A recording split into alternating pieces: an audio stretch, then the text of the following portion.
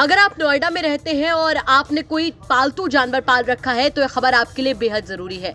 अब नोएडा में पालतू जानवरों को लेकर नए नियम नोएडा प्राधिकरण की तरफ से लागू कर दिए गए हैं। दरअसल नोएडा के हाई राइज सोसाइटी और सेक्टर्स में पालतू कुत्तों के लोगों पर हमलों की घटनाएं बढ़ गई थी, जिसके बाद नोएडा प्राधिकरण ने शहर के लिए नई पेट पॉलिसी बनाई थी, जो अब लागू कर दी गई है। लागू हुई नई पेट पॉलिसी के मुताबिक अब नोएडा में अगर आप कोई जानवर पालते हैं तो आपको कुछ नियमों का खास ख्याल रखना होगा। और वो क्या नियम है, चलिए हम आपको बताते हैं। पालतू जानवर के लिए रजिस्ट्रेशन के लिए हर साल 500 रुपए जमा करने होंगे। रजिस्ट्रेशन के लिए टीकाकरण के सर्टिफिकेट दिखाने होंगे। पालतू जानवर की बीमारी से भी अवगत कराना होगा। रजिस्ट्रेशन वाले पालतू जानवर को एंटी रेबीज और डॉक्टर का परामर्श मुफ्त होगा।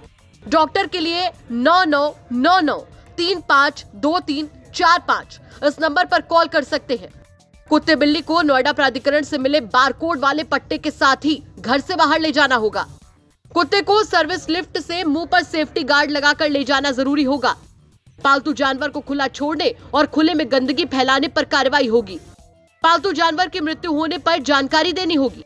पशु क्रूरता की शिकायत पर कानूनी एक्शन लिया जाएगा। कोई भी RWA, AOA और ग्राम पंचायत पालतू जानवरों को लेकर अलग से नियम न लागू करे। बिना अनुमति ब्रीडिंग सेंटर चलाने पर पाबंदी होगी।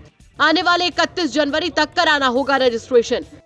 तय समय में रजिस्ट्रेशन न कराने पर पेनाल्टी लगेगी।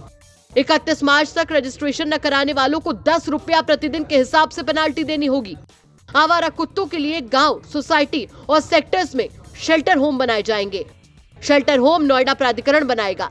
शेल्टर होम में मौजूद कुत्तों की निगरानी स्थानीय लोग करेंगे। NAPR ऐप पर कराना होगा रजिस्ट्रेशन। आपको बता दें कि नोएडा में लगातार आए दिन कई हाई राइज सोसाइटी और सेक्टर्स में पालतू जानवरों के हमले की घटनाएं बढ़ गई थी। सेक्टर 100 लोटस ब्लूवर्ड सोसाइटी में तो कुत्ते के हमले से एक मासूम बच्चे की मौत तक हो गई थी, जिसके बाद नोएडा में पालतू जानवरों को लेकर लगातार नए नियम बनाए जाने की मांग उठ रही थी। वहीं नोएडा प्राधिकरण के OSD इंदु प्रकाश ने जानकारी देते हुए बनाया कि नई पॉलिसी नोएडा में लागू कर दी गई है। पेट पॉलिसी में स्ट्रीट डॉग और पेट डॉग दोनों के लिए पॉलिसीज बनाई गई हैं। स्ट्रीट डॉग के लिए RWA सोसाइटी AOA से बात करके फीडिंग पॉइंट्स बना दिए गए हैं। इसके अलावा पेट डॉग्स के लिए रजिस्ट्रेशन न करवाने वालों पर जुर्माने का भी प्रावधान किया गया है। और भी कई ऐसे नियम बनाए गए हैं जिसको हम शहर के लोगों तक पहुंचाने की कोशिश कर रहे हैं। पेट पॉलिसी लागू की गई है, क्या कुछ है इस पॉलिसी के अंदर? इस पॉलिसी के अंदर दोनों चीज़ें ली गई हैं। एक तो जो स्ट्रे डॉग्स है उनके लिए भी और पेट डॉग्स जो हैं उनके लिए भी। स्ट्रे डॉग्स के लिए ये कहा गया है कि जो भी जहाँ भी हैं उनकी अगर स्टेलाइजेशन हमारी कोशिश होगी कि 100% हो जाए। और दूसरा जो उसमें यह है कि उनके लिए फीडिंग पॉइंट्स बनाए जाएं। जो हमारे RWA और डॉग फीडर्स हैं उनकी सहमति से आपस में वो लोग अपना डॉग वो बना लें। उसकी वो साफ़ सफाई और देख रेख करने की जिम्मेदारी हमारी होगी, लेकिन फीडिंग पॉइंट बनाना और वहाँ पे फीड करने की जिम्मेदारी उन लोगों की होगी। तीसरा ये है कि उनके लिए जो है शेल्टर होम्स का भी प्राविधान रखा गया है, जहाँ पर भी जो भी RWA सहमति देगी हमारी कोशिश होगी कि वहाँ डॉग शेल्टर बना दिए जाएँ।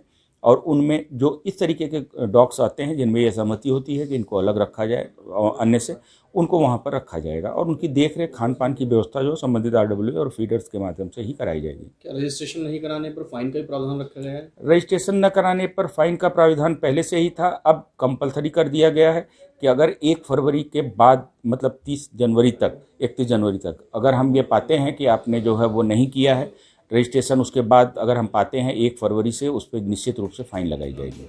नोएडा में लगातार कुत्तों के हमलों की घटनाएं बढ़ती जा रही हैं। ऐसे में ये नियम बनाना बेहद जरूरी हो गया था।